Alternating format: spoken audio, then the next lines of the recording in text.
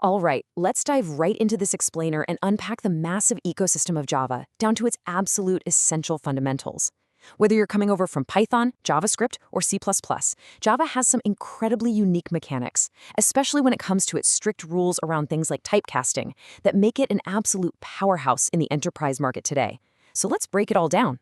Now, this famous mantra right here, write once, run anywhere, is literally the exact reason Java is powering over 3 billion devices today. It is a massive promise of platform independence. You don't have to rewrite your code for Windows, Mac, or Linux. The underlying architecture just handles all that heavy lifting for you. We're going on a fast-paced blueprint journey today. We'll be covering 1. The write once engine. 2. Syntax and the REPL. 3. Object-oriented blueprinting. 4. Polymorphism and abstraction. 5. Catching errors gracefully. And finally, 6. Arrays and dynamic collections. Section 1. The Write Once Engine.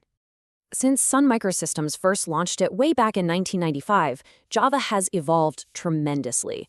It is definitely not a stagnant language. It's continually adapting to modern programming needs, like when they dropped the JShell REPL in Java 9 or default interface methods in Java 8, all while keeping that rock-solid core architecture completely intact. So, the absolutely crucial point here is the JVM, the Java Virtual Machine. Your machine has to have this installed. Think of it like a universal factory floor. It understands Java's specific instructions no matter what operating system you're actually running. Without the JVM, that whole write once, run anywhere promise, it completely falls apart. And here's how that lifecycle actually plays out. Step 1, you write your human-readable code in a .java file. Step 2, the compiler swoops in and translates that into bytecode, creating a .class file. Then, step 3, the JVM takes that compiled bytecode and actually executes it. It is just a beautifully modular system. Moving on to section 2, syntax and the REPL. To start building in Java, you're going to need a toolkit. You need the JDK to compile your code and an IDE like IntelliJ or VS Code to actually write it. But hey, if you're coming from Python or JavaScript, you are absolutely going to love JShell.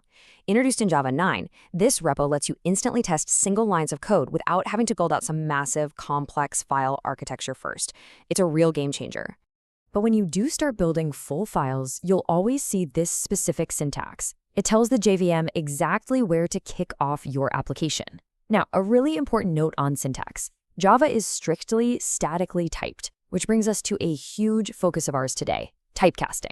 If you put a small data type into a larger container, Java does implicit casting automatically behind the scenes. Smooth and easy. But if you try to squeeze a larger data type into a smaller one, no way. You have to use explicit casting. You literally have to tell Java right in the code that you accept the potential data loss. It's Java's strict way of keeping your data totally secure. Section 3. Object-oriented blueprinting. Think of a class as the blueprint you hand over to the JVM factory. Say you're designing a keyboard. The class lays out that it has properties, like a color or a certain number of keys, and behaviors, like typing. The object, which you create using the new keyword, is the actual physical item that the factory manufactures for you to use in your code. You can use just one single blueprint to churn out 100 different keyboard objects. Behind the scenes, those manufactured objects live in a memory space called the heap, while your local variables hang out in the stack. But to protect those objects, Java relies heavily on encapsulation. By making our variables private, encapsulation acts like a strict security guard. It guarantees that no rogue outside code can just barge in and mess with an object's internal properties. If you want to change that keyboard's color, you have to politely ask the security guard through specific methods known as getters and setters. Section 4, Polymorphism and Abstraction.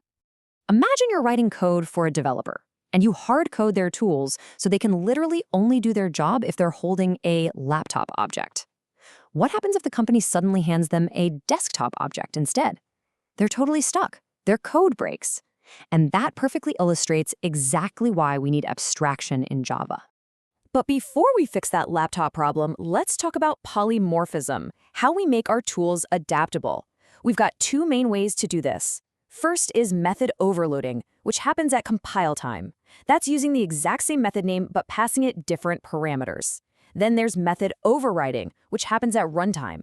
This is where a child class completely replaces the behavior of its parent class.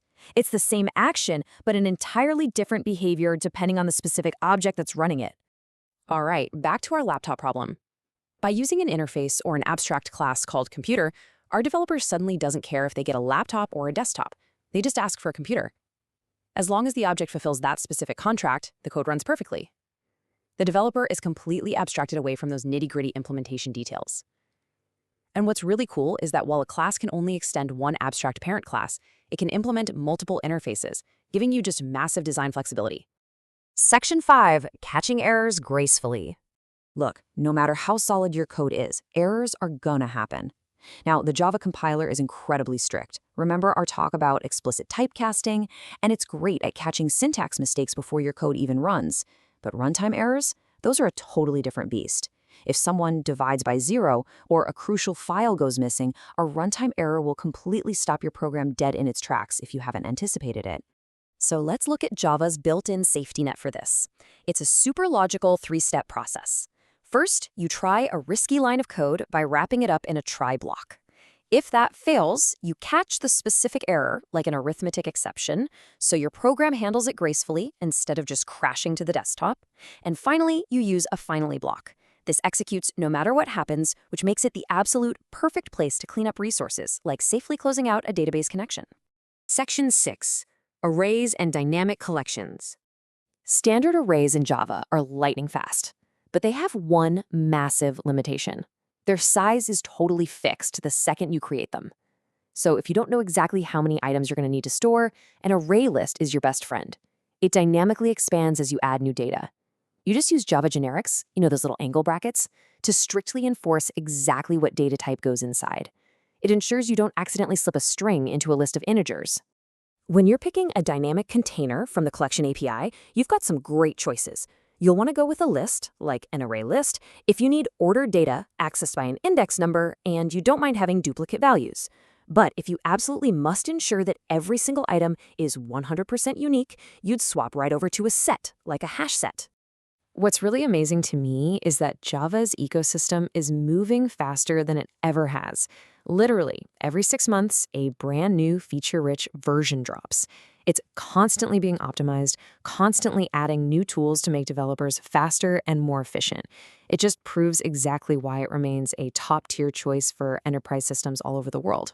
So the big takeaway here is that you now understand the fundamental blueprints. From the JVM compiling bytecode to navigating the strict rules of implicit and explicit typecasting, all the way up to handling dynamic lists and abstracting your objects.